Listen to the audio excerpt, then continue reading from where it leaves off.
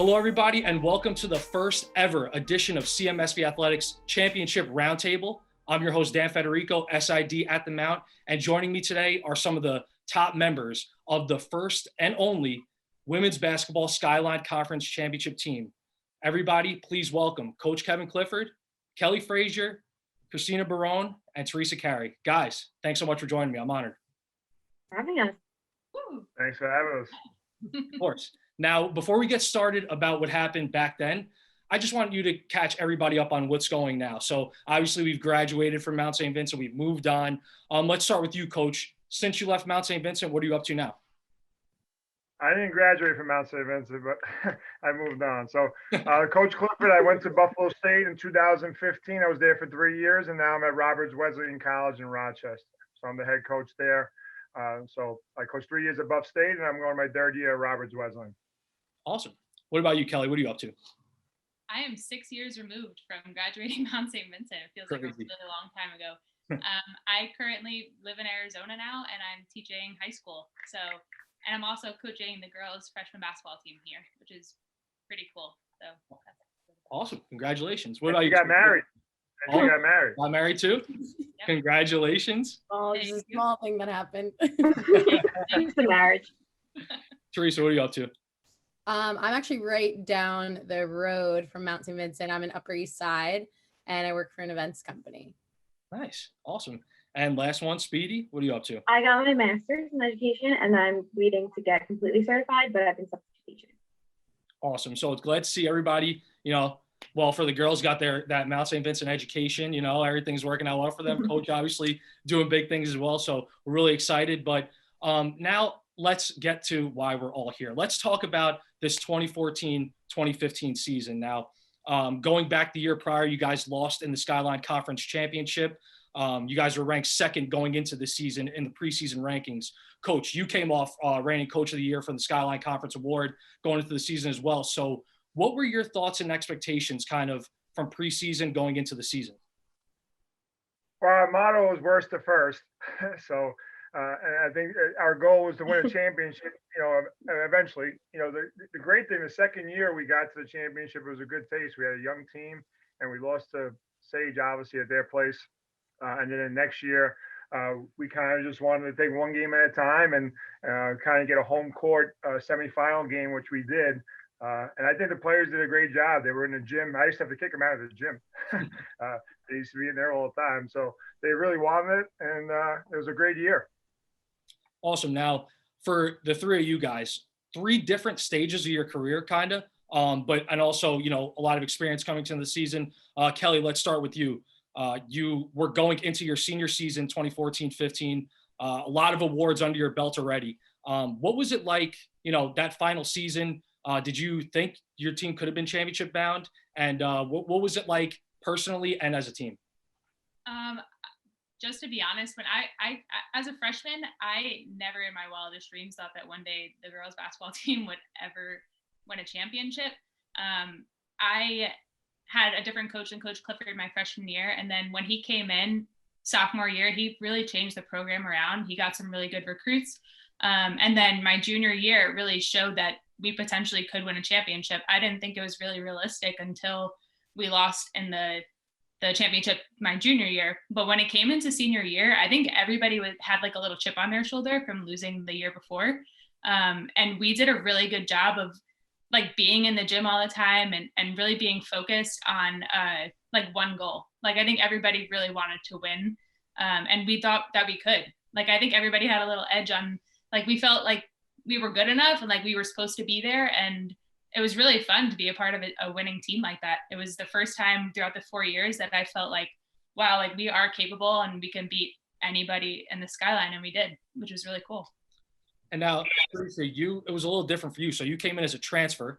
So 2013-14 was your first year.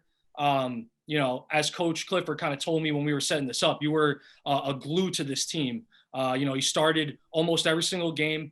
You were a big factor in that starting lineup. So going into the season, got a season under your belt, new school, new environment. What were your thoughts going into the year? Yeah, it was tough coming in as a transfer for sure. Coach told this to every recruit I think that we had, that I didn't even want to come to Mount St. Vincent when I first like toured the school and everything. I remember my first day on campus being like, oh, like, did I make the right decision leaving? All those types of things that go through your head when you're transferring and whatnot. But I remember like in the beginning of the school year, walking into the gym and everybody was in the gym. Like we would play. I think we literally play all day, like especially that, week and a half and like syllabus week, those types of things. So we'd play all the time. So right away, like I kind of knew that everybody was super committed. So that first year there for sure was really, it was exciting to just see us start as a new team, especially a lot of the starters and a lot of the new girls coming in. Like they were young, freshmen coming in was majority of the group that was really getting minutes on the floor. So it was interesting to like see everybody grow. And then that next year when we won the championship was, we had a groove and we were just ready to win basically that second year. So I think it's a blessing in disguise that we lost the first year, even though I would have loved to win it, but I think we would have got a little cocky. So good to come in with a chip on our shoulder. Okay. Understandable. Now, Speedy, last but not least, freshman year, very impressive, all conference nominee recipient, I should say. So you got that feel of college basketball under your belt. Obviously wasn't that much of a transition since you did have some success, but I think as a former student athlete myself, there's a different confidence level after you get that first college season under your belt. So what was that going into your sophomore year and competing? So starting as a freshman too, it was just a lot. I don't know. I wasn't ready for all that. Not that it was pressure, but just like a lot. I don't think any of us expected to get to a championship. Like I feel like starting, college basketball, I never really thought like, oh, let's win the champ. Like you think it, but you don't like think you're gonna get there, especially freshman year. Like starting, like they said, there were so many like young players, and then I think when we got to the championship, I think it was just like the nerves really took over, and all of that took over. Just the fact that like we're like, whoa, like we're in the championship right now, and then it was like in stage, and stage is just tough to play in sometimes, and it was just the environment just took over.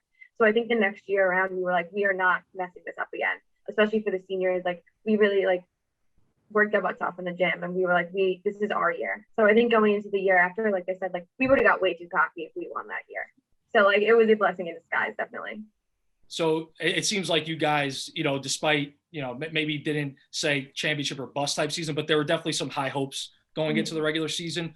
22 wins total, most in program history as well. So that's another notch under your guys' belt that you guys have. 11-1 at home, tremendous playing on the Peter J. Sharp Center court. You guys went on 2 different 7-game winning streaks, which is absolutely incredible. I think you only lost 2 games in a row once. That was your longest losing streak. So there was a lot of positives going on in that regular season. So I'll let you guys take over. What was that regular season like? I don't want to say it was a cakewalk, but it seems like you guys had a lot of control throughout the entire season. So give us some of your thoughts on it. Dan, can I add a few things for the previous? Go, yeah. So Speedy, and you're probably recording this, but you might have to bleep it out. She got robbed for Rookie of the Year. She should have got Rookie of the Year. So we'll keep it in. Thanks, Coach. Yeah, just put that. Yes, you did. Thank you. No, you did, and everybody knows that. And then she was also led Division III in assists her freshman year. Wow. So a lot of people don't know about that. The whole Division III, she got an award for it and everything. Theresa, funny story, her high school coach, Pat McGonigal, called the office, and I was up in that top of the where the gym is in the corner, and I would check my messages here and there, and I got a message from her coach, and he wanted her to transfer. And then she was going to come visit with her mom, and she didn't want to come visit. The mom kept saying that. Her mom loved the school. The mom wanted to come, but I don't think Theresa wanted to come. But we're glad she came because she was a great leader for us. And then Kelly was there already, and all they told me about was Kelly Fraser in the interview. And I'm like, and you don't want to put pressure on anybody, but I'm like, it's good that we have someone, and she was as good as they said she was. So those 3 were really the nucleus of the program. Great people and great leadership. Of course, yeah, it seems like it, and obviously those results were reflected, as we'll get to, of course. So like I said before, a lot of regular season success. So what was that journey like? I was trying to find in your record a little like stumble in the road or something I could kind of point on. I have a couple things as we get to the playoffs, but as a whole, regular season, what was that like for you guys, where it seemed like for the most part you guys were running the table? I remember regular season, we were so good at home because I remember we were like, this is our home. Like we protect this court. Like we said, we were always in the gym. So we just felt like that was our gym. So like always like we only lost I think once to Farmingdale, and other than that we were. Yeah, we're 10-1, Dan. 10-1 at We're home, not I think. losing again.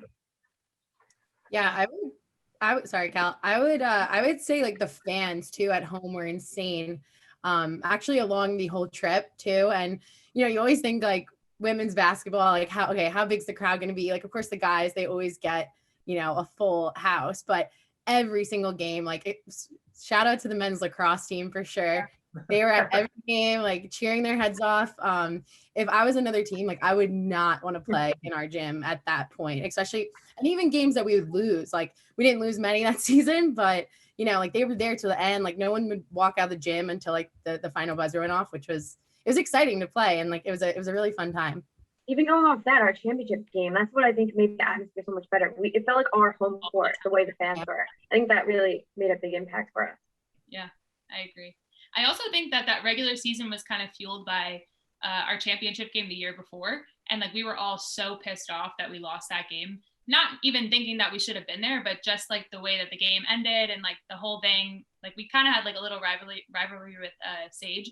I don't know if it was like just us or if they felt the same way, but we definitely felt like there was a rivalry.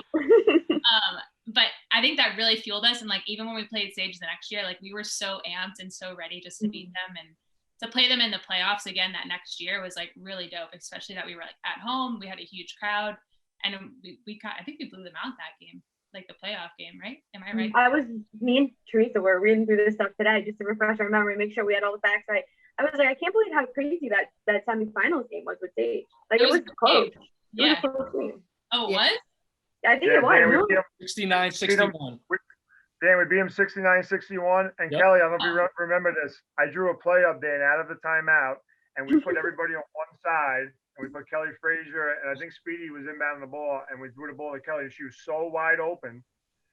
It was our own basket. At first she thought it was like, because the whole team was all over. She turned around and laid it up, and the game was over after that. So it was so funny because I didn't think she was going to be that wide open. I knew the play was going to work. So, but we won by 8 that game. We won by 8 that game at Sage. What was that? You knew the play was going to work. You just didn't know it was going to be that open. You're doing it. I didn't know they were all going to play defense at half court. I remember them being a little rattled too. I definitely with the ball, they were like, what happened? Yeah, we put like 3 players on the other side of the court so that would, so it wouldn't be 5-on-5, and they thought we were going that way, and it worked out. There you go. Good coaching right there. Thank God Kelly made the layup. So, Coach, any for you? Any thoughts on that regular season where it seemed like playoffs at least were a formality at that point? We used to play a theme song before every game started at the bottom, so every time we hear that song, I think of this team. But that loss the year before really hurt us. Players are crying in the locker room and stuff, and coaches. So I think they really cared. I think the players wanted them more than the coaches, and that's usually not the case. So I thought they set the tone day one. We had great leadership, a little more experience in terms of freshmen or now sophomores. We did go 10-1 at home, I believe, or 1 loss at home, like Kelly said. We lost to Farmingdale at Farmingdale, the buzzer. And then we had 1 practice where I went off on them. And Speedy usually says I go off once a year usually. So that was a practice that would kind of set the tone, I think. And after that, we lost to Farmingdale. I think we lost to Farmingdale at home. They blew us out. So we lost twice to them. So they were undefeated. And then after that, we kind of ran the table. And then we had a good seating. We played Sage at home instead of going up to Sage, to travel 2-3 hours in a van, so we beat them, and then we beat Farmingdale in the championship game. But I think the players played great. They played a high level. We were practicing there 45 minutes, 60 minutes at the end of the season just because we had, experience, and we just kept them fresh. And but they really bought in, and it was a great team, and they played together and played hard. So, we were talking about, we kind of spoke about the playoffs, but let's do a little more in depth. So, like you said, 1-1 against Sage in the regular season, couple close games, but that semifinal game going into it, like you said, it's a rematch of the championship. So there's always that extra chip. And, I also, like you guys, were looking at the stats, of course, double check and make sure everything was right. And you guys struggled offensively a little bit in that game, but it seemed like defensively was where you guys had your calling card, especially through the playoffs. You guys caused 24 turnovers in that semifinal game. What was your game plan going into this? And just talk about the game and your thoughts on that win. Oh, do you remember the game plan? All I remember. Maybe the game plan's for Coach. Maybe Coach can answer the game plan. Our game plan was pass it to Kelly and make sure she made the layups. Get the ball to Kelly. I think me and Speedy were talking about this a little bit before, but like we were so nervous. So I think I blacked out pretty much until the end of the game. Like I've never not felt more like myself in a game. And like I remember TMI, but like my mouth was so dry. Normally I chew gum before the game. The gum strategy wasn't working. It was just, I remember being so nervous. Anything Coach said in that huddle before the game started, I have no idea. Great game plan there. Thanks, Theresa. I got No, but I think Kelly's right. When it came to stage, like there was just something that we just felt like, I think it was the championship game from the freshman year. Yeah, I think it was just something like we need to beat them. Like, and especially being home, we were like, this is our game. Because the only time we really lost the stage was at their court. Yeah. So we just felt like ready to go. I think having that home court advantage was really it was definitely like a game changer because we were able to have a lot more fans there. We were able to feel more comfortable and get shots up before the game. We traveled to Sage, and the few times I remember going up there, it was hard, and they had a lot. Do you guys remember the sun like coming into their court every time we played them? It was just like a bad I don't want time. to speak bad about Sage. Food but, poison. Food poison. I got the stomach virus one year. I couldn't even Stomach virus, yeah. You guys played though. We had like 3 players with the stomach virus, and they Yeah. still played. The Michael Jordan flu game, Dan. It was. There we go. I think Sage worked at the pizza place. So that's go ahead. Sorry. I think the game plan was get home court advantage going into that, and then I think with us, we actually lost them by 1 during the season at their place. So they were a good team. It used to be it was Mount St. Mary's before we came there together as a team, but and then we kind of started going from the bottom to the top, and then Sage was good, and then Farmingdale. So it was a couple of 3 or 4 teams that kind of was in that mix there. And when Sage came to us in the semifinals, we were up 26-16 at halftime. And that helped us, and then I'm a big believer in first team to 60. We won the game 69-61. So if you get to 60, the same thing with Farmingdale, we beat them 76-50. So I think if you get to 60, the other team has to outscore you. I also feel like our team took a lot of pride in like defense, like in general. Like it wasn't just like who's going to score, because we had so many different opportunities, different people, I guess, to score the basketball. Like we had Brittany Carroll who could shoot. We had Theresa who could shoot. We could have Speedy take it to the basket. Like there was a bunch of different options. And even the people off the bench were great contributors to scoring. But in practice, I feel like it was always like about defense. I don't know if you guys felt the same way, but I always took so much pride in defense, and I feel like most of the starters did too. So I think that just kind of also transitioned over to the game as well. I was going to say, we had a problem like struggling with scoring the basketball, like you said. And I was going to say that I feel like we were always more about defense anyway. Like that's why we stayed in the game, because of our defense. But I was scared Coach was going to say something negative. So that's the thing, because offense sells tickets, but defense is the defense wins championships. No, that's it. Listen, we had so many weapons. I mean, Theresa would lock people up. She could play multiple positions. Speedy steals and transition, and then Kelly, shot blocking ability and able to guard different positions. We were able to switch and things like that. It's funny, we played some zone, even though that might not be our forte, but we played some zone just to make people beat us on the outside, and then we could run. In the championship game, we switched up the game plan totally, and we messed everybody up, I think, by doing that. So, but I think they're a smart team. I would play plays in that day, I think, and shoot arounds and stuff like that. So they were smart in terms of picking stuff up. But we have so many weapons. I was just looking at the stats. We scored these 3 here: Theresa, Speedy, and Kelly, 50 points out of 69. Those 3. And then you have all the players stepping up. But when you have 3 or 4 people doing, the bulk of your production, is really good. Of course, nothing stressed me out more, Coach, than when you used to draw up those plays during that halftime out, and you used to like, did you see that? And I'd be like, I didn't know. Give me the ball, Coach, and get out of my way. I should just sit down there. I probably got in their way more than I should have. So. I would call one play, Speedy would call the opposite play, and they would score, and I would sit down. And I was like, all right. That's all you can do. You just look at each other for a little bit. So going in, I mean, now, so we're past Sage. It's championship time again, second year in a row. Been working here, obviously went here.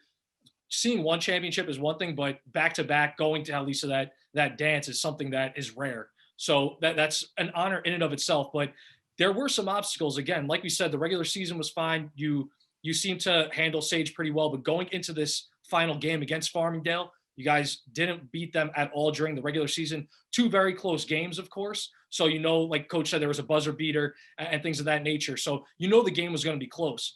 I know Coach touched on, switching up the defense. That may have been something that affected the score, because when you see how close the games were during the regular season and they were 2 losses, and then you go to the final and it's a 26-point victory, cruising. I mean, you guys outscored them by a ton in the first half. Defense, again, you caused 12 turnovers in the first half, scored 10 points off those turnovers. Like we did with Sage, kind of speak on how it went, the game plan, your thoughts, your memories from it. I have one from the morning of. I don't know if you guys remember this. I do too. Sitting in the caf, we grabbed breakfast before, like as a team, and we were all sitting there. We're like, wouldn't it be just amazing if we just went there, blew them out, and just went home? But we're like, it's gonna be a really close game. Like, it's gonna be really, really close. And we're just like, oh, it's gonna be such hard work, but like once we win, it'll be worth it, And we were just like, I remember sitting in the caf, like it was such a sunny day too. I like remember that so perfectly. But that was that discussion just stays in my head as if it was yesterday. Also, the whole like pregame in the locker room with like Coach Elise and Coach Aria. Like I remember getting so amped up right before we went out, and I really think that like made a huge impact on us. I remember that, and then I remember all of us getting on the bus, and then Coach Elise taking me off the bus and going back into the locker room because there was like a gas. What was it called? There was like a gas. What's it called? Gas tank. A thing? Container? Gas tank thing, and there was like so Coach Cliff always left Post-its on our lockers, and I thought that was like the coolest thing. Like he like made sure that we all knew the accomplishments that we had the game before. Like if we did well in practice, like he put a Post-it and stuck it on your locker without you even knowing. And I still have all those Post-its. Like I think that was a really cool idea that you did, and I love that. But there was a Post-it on this gas tank, and it said like something about like don't like leave your gas on empty or something. I can't remember what it said, but I was so like pumped that like I looked at that and like I was really confused, but it was so cool. Like you thought of like something to get us like amped up. Was that you? Yeah, Coach? I'll add to that. So it was a red gas tank, empty, and I got this from Bill Parcells. He did this with Lawrence Taylor. So I put a Post-it on there, and I said, because it was senior year, she played a lot of minutes. I didn't do it for everybody, but I usually do it. It's really, you got to pick your spots, pick your, and we pushed a lot of right buttons that year, and obviously we won the championship, but you got to know when to push them, when to get on them, when to back off. And our team was really good. They were motivated, so we didn't really have to push a lot of buttons. But I put on the gas tank, do you have any fuel left in the tank? Yeah. And then I guess they showed that. Elise Lapadula, our assistant coach, she used to do these like pregame speeches, and the team was, I mean, it was like the first game of the season. Then they were banging on the lockers, they were going crazy. I was like, oh my god. I mean, Coach Elise also wrote me this note that like I still have, like pregame, like that really like got me going, because I was just thinking like this is our year. Like it's gonna be anytime, it's right now. Yeah. Do you guys have any how crazy is this? No, there it is. There it is. No, I like that. I'm not surprised at all. Yes. Oh, it's empty. It's empty. I keep one hand. It's empty. Thank God. That's good. So I'm very random there. No, it's cool. I like that. I love that. That's awesome. So, like, you guys are talking about the pregame. Do you remember, like, stepping on the court for the first time, running out for layup lines? Like, do you guys have these thoughts in your head, like, wow, championship again, redemption story, lost both games. Now this is, the third game. We got to get this. Like, any thoughts like that going through your minds? Nothing's worse than a bad warm-up, Once you have a bad warm-up, it's in your head. So once I missed one layup, I was like, that's it. We're done. I honestly just remember, like, we were all getting off the bus, and I had, like, my pink Beats on, just like so focused, and I could just tell, like, locking eyes with some people on the bus, like we are like so ready right now. Like there wasn't one doubt in my mind that we were going to lose that game. I didn't think it was going to be a blowout like that, but I just could tell like everybody wanted it equally. It wasn't just like a few people wanted to win. Like the whole team wanted to win, and they wanted to beat Farmingdale at their own gym. And we did. And I have to like, when the national anthem was going on and watching a bus full of our fans walk into the gym, I had the biggest chills I've ever had in my life. And they honestly, I think, helped us like just be so confident in an away game. Like having them there was like, oh, we have like people behind us. The Mount kids are here. Like, let's go. Like, let's do this. The Farmingdale fans were uncomfortable. That's how you know it was bad. Yeah, Oh, yeah. our fans, like anytime the other team made any type of error, they were all over it. Like not in a disrespectful way, just so loud, just like, oh my God, I would hate to be on the other team against us. One player threw an air ball, and I think every time she touched the ball, they were saying air ball. Oh God. I mean, the whole game. So it was great to have that group. Yeah, I got a couple stories for that. You want me to? Yeah, of course. Yeah, that's what we're here for. So these three here, that year, Kelly was in the weight room a lot. I mean, I think they all were, but Kelly's senior year, she was coming in shape, stronger than ever. People hitting her would be and one, get off me, kind of thing. Speedy was in the gym all the time, playing that baseball shooting game and the shooting machine and just lights out. And then one day I was in the office and I heard someone running up and down the stairs, and I looked at it was Theresa. So just, the preseason kind of thing. So that kind of just set the tone. Like I was like, we're ready. You know what I mean? They weren't feeling sorry for themselves in the year before. So that was one. The second thing is Keith Murray. He played for me. He was an assistant coach. He played for me back in the day, and then he went and played in Division III basketball. I brought him on. We lost some assistant coaches. It was probably the best thing. We played them a zone Farmingdale and lost at the buzzer, and we played them a diamond and one at our place, and we got blown out. I think Kelly was sick that night, and we weren't at full strength.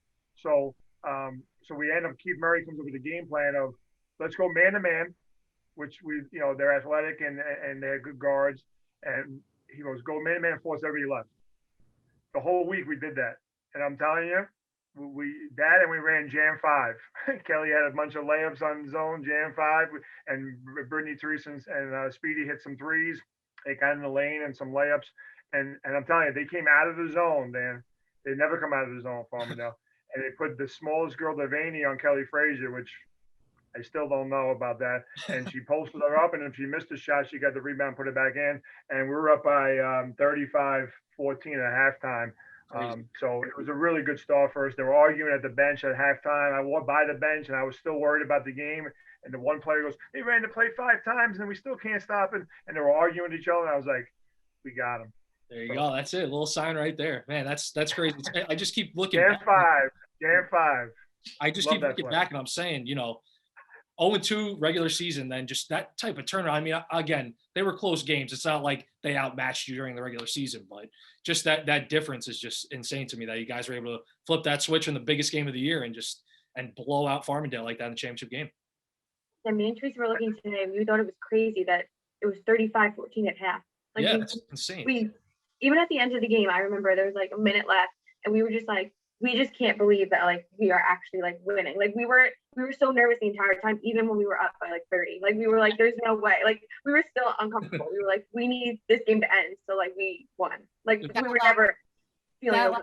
And it was the longest minute. I remember the three of us sitting at the end of the bench being like, this is the longest minute of our lives. Like still worried. Yeah, up 25. I'm so nervous. Yeah. Speaking of that last minute, so I don't know, if you guys won championships before, where other stops you've been at, but a championship is still a championship. As that clock hits 0, buzzer goes off. What's that feeling like when you guys jumping around, eventually handed the trophy, taking team pictures? What's that like? You can't even describe it, I feel like. I don't even know. It's just like all your hard work is finally paying off. So just like. I just think coming from like my freshman year to my senior year and just seeing the program in general take a turn for the better was unbelievable just to see like right in front of my eyes. I just remember locking eyes with like my dad in the stands, and I was like so pumped that like my family was there, and like they knew how hard like we all worked, and we were all so motivated that year. And just like I feel like our family also kind of was like so pumped for us too, because they were all kind of really close. And they shared in the same experiences that we did. And to see like that our hard work paid off was, I don't know, it was so emotional. I just started like crying. Yeah, I was gonna like jump into that too, Kel. I think one of the things that was really cool was our team was so close, and we're all still friends, you know, to this day. So it was really fun being able to celebrate that with your closest friends. And then also, like Kelly said, like our families were all really close too. Like they were on the ride with us. So it was a really like awesome feeling. Yeah. Dan, our team was one. So the number one, we got T-shirts made and everything. So instead of doing 1, 2, 3 team, we did 3, 2, 1 team. And I got this from a college team that did it at Washington, Mike Neighbors. But it was really, the players bought into it. I actually was called DJ1 when I DJ, so they used to make fun of me about that. So, but just the one being together, I was just so proud of them. When we won the championship, like we didn't win the championship, we dominated, you know, the best team in the conference at the time, undefeated. I want to give some credit. Pat Goldberg, which is friends with these three ladies. It's funny. So Coach Mooney from Farmingdale got Coach of the Year. They were undefeated, so he deserved it. Venus and Kelly Fraser were top in the league in terms of stats and everything like that. And she won Player of the Year. Kelly was obviously a better player. And don't want to talk about that one, Coach. Don't want to talk about that one. No, you got the MVP in the playoffs. But the funny story was Pat Goldberg every day would tell me, Coach, you didn't get Coach of the Year. Kelly didn't get MVP. This is nonsense. So I was so motivated for that because he kept just coming every day. He kept saying it. So he goes, they're not the best team. You guys are better. So we had awesome fans. And then Jay Butler got us a bus. And Farmingdale had a game away, like the men's team. So none of the fans were there. Sometimes it was all of us. So they were going, I had fans and family there. They had friends and the bus, like 2 bus loads. And they were going crazy. So the fans really, it was like having a home game on the road. So it was an amazing day and a great accomplishment. First time in school history. I think that's what got us too. When Kelly didn't get Player of the Year and like you didn't get Coach of the Year, we were like, now we have to prove something. Like now we have to win, and it has to be at Farmingdale. Yeah, I agree. I don't want to be like selfish, but I was like, this girl, here. But I'm over it. I'm over it. Look what I got here, Dan. I keep it in my office. That's awesome. That's awesome. I'll take a picture. I'll send it to you guys. So Skyline champs, and you see Coach Keith in the background going like this. All right, all of us. And we used to make fun of one of the players from Sage with the sweatpants. I think Speedy and Theresa. So they have it all up here. You can't really see it. So. Don't be name calling over here. So Dan, I got that. I got the NCAA that we made an NCAA. I got all that stuff. So a lot of memories. That's from Ithaca, right? You took that? Yes. Well, they gave it NCAA. I didn't take it. No, the picture. Yes, that was Ithaca. That was after practice. Yeah. Cool. Yeah. It was actually at we played Ithaca, but it was at Bowdoin. Yeah, so that's one of the things. Another, as we wrap this up, among the list of accomplishments, NCAA tournament appearance, again, first in school history, 22 wins in a regular season, most in school history, the only championship women's basketball program history. So you guys really are record setters. You guys are extremely important to the lineage of Mount St. Vincent athletics. That's a big reason why I wanted you guys to come back, because, one of the things I want to do, especially as alumni, is really honor the past who paved the way for the people that are here now. And you guys are a staple just as much as anybody else. So I thank you guys so much for being on. This was wonderful. And before we wrap up, let's just one more time around the horn. What are your final thoughts on just that season, that time, that time in your life that you guys were able to accomplish such a big feat? Whoever wants to go first.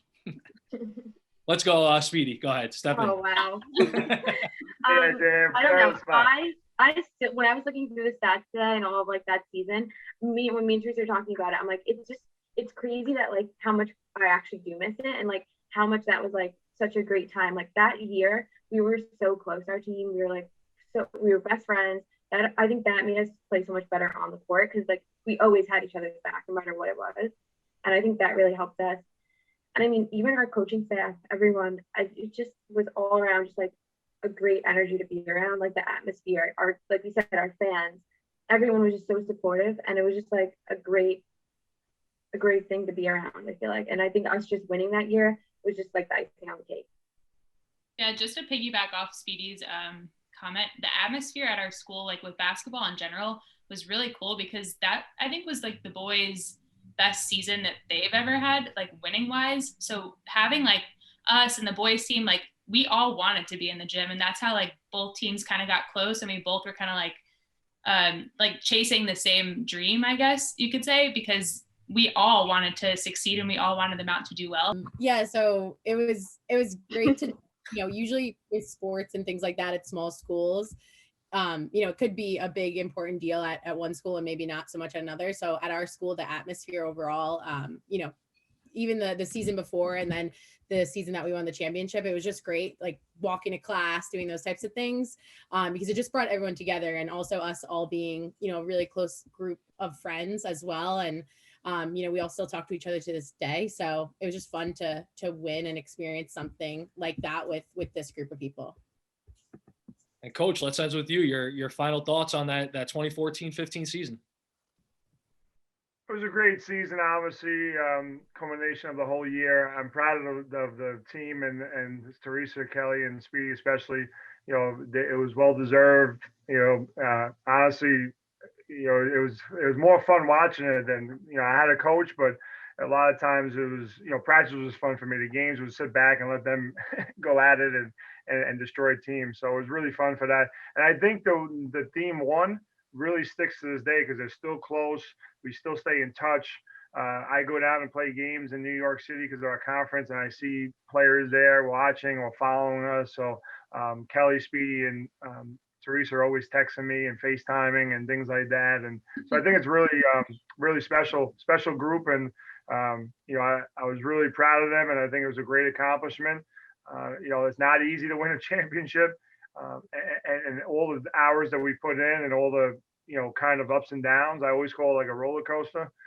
So I thought it was just a great year, and the fans were amazing. It was awesome. Like on campus, you would walk to the cafeteria and you felt like you were probably at a place like Duke, and go to the games, and it was like standing room only and stuff like that. So the lacrosse players used to say you tie your shoes untie when the person was at the free throw line, and stuff like that. You guys there, it was probably you and your buddy. So that's a really 6-man advantage. And then we had so many supporters, and then just our whole department, the men's team, the women's basketball team. We followed all the teams. Like we rooted for each other. We went to the soccer games, the volleyball games. So the culture there was really, really good. And I feel bad that I left, but I enjoyed my time there. It was a great 3 years. All right. On behalf of you guys, I can't thank you enough. It's been an honor to speak with you guys, kind of getting the inside scoop of your tremendous record-setting, one and only so far season. So Kelly, Theresa, Speedy, Coach, thank you guys so much for joining me. I appreciate it, and hope to speak to you guys soon, and wish you all nothing but the best in the future. Thanks. Thanks. Yes. Thanks.